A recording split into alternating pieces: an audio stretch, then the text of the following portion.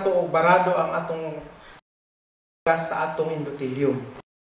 Any food, unsa nga pagkaon makapa-gas-gas sa maong ugat, makapa-deposit sa cholesterol, nga mo hinungdan sa paggahi, ang uban hardening of the blood vessel, calcification, ang uban formation of plaques, gitawag nato na siya atherosclerosis, or it involves the artery, arteriosclerosis.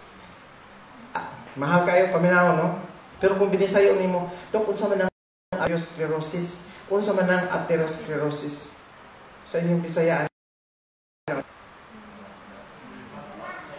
Basta kanina, mo yung atherosclerosis, that means barado ang imong. Simple raman di ay. Gipa in English na nila aron mahal bayad. Di ba kakasabot? Sa kunto yung sa aortic stenosis man daw, namon daw ko'y atherosclerosis. Kung binisayaw mo ng atherosclerosis, sa na, ambot, basta kay atherosclerosis man daw. Pero kung ibang binisayon, barado ang agianan sa ugat. Sayon naman di ay. Ipalisod-lisod na aron mahal-mahal ang bayad. Labi na yun kay mahal ang tambal. Pero sultian ta mo tinuod, sultian ta mo. Ang among dala nga, nila. Mag-inom na mo ani katulo sa usa ka adlaw. Sigurado ko tak-tak na tanan ang mga nagbara nga ugat sa inyong kasing-kasing. Unyang hapon, palit gyud mo ani atong lana. O dili ni ingon nga nagtiaw-tiaw ra niya. Kay kaning lanahan ni di mo minus sa 70 ka mga kahoy o mga sagbot ang among gisagol ani. Ha? Makalupat yun ta. Makaila dahil takin sa naiwakot ka. Dili. Actually, akong nanay, herbalist, totoo nanay, kada na, itong nanay, katoliko man, na baptismuhan na pagka-Adventist.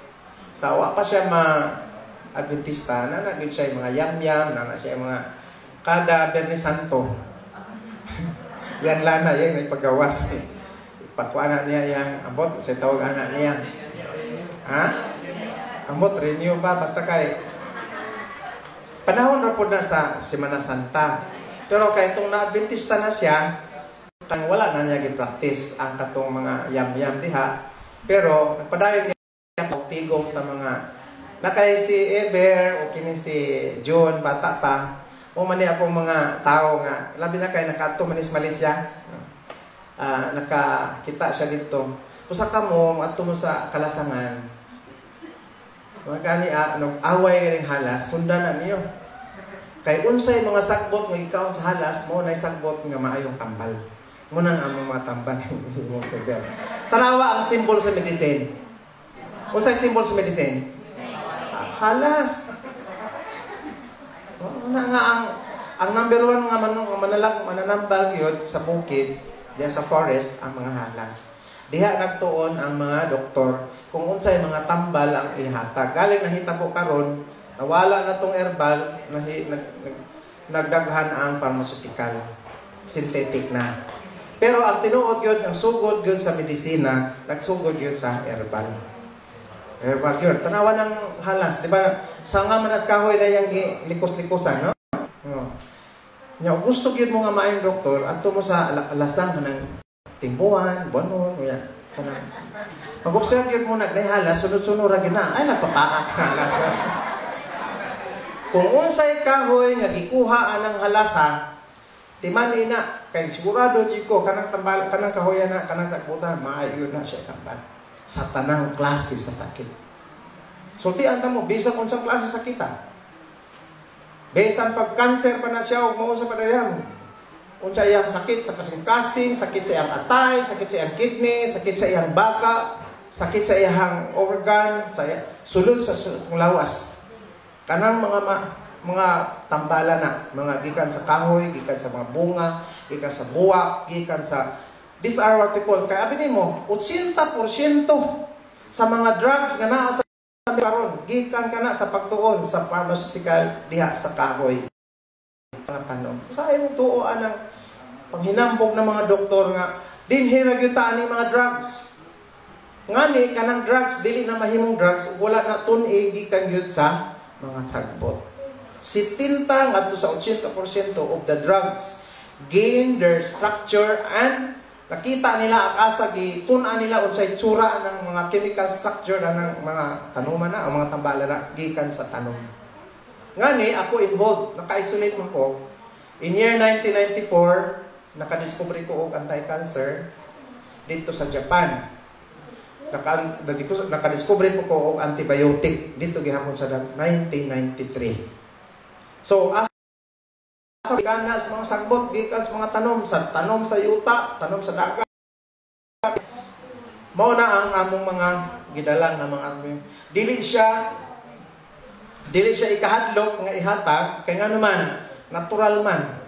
Wala man siya niagi og mga synthetic machines. Ang karon manggod nga mga drugs, gikuha nila ang structure sa tanom pero ilang disynthesize sa laboratory.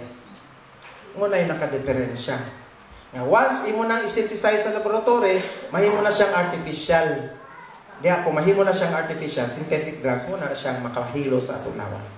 Whereas kung kuha nato nga gikan gyud sa tanom, gikan sa mga ugat, gikan sa mga dahon, gikan sa mga buwak, ngadto sa iyang ugat, ngadto sa iyang tanan, no? Dakpo na tanan ang mga molecules. And it can make a difference. Una ko, ang pagkabara, ang barado sa atong ugat, nagsugod na ay sa pagkagasgas sa atong endothelium. Pagkagasgas, ay pamupilit si cholesterol, mahimo dahil siyang atherosclerosis. O sa to? Atherosclerosis, which is barado ang agianan sa ugat. Sayon ra kayo mga kaigsunan. Usbon lang nimo ang imong kinabuhi.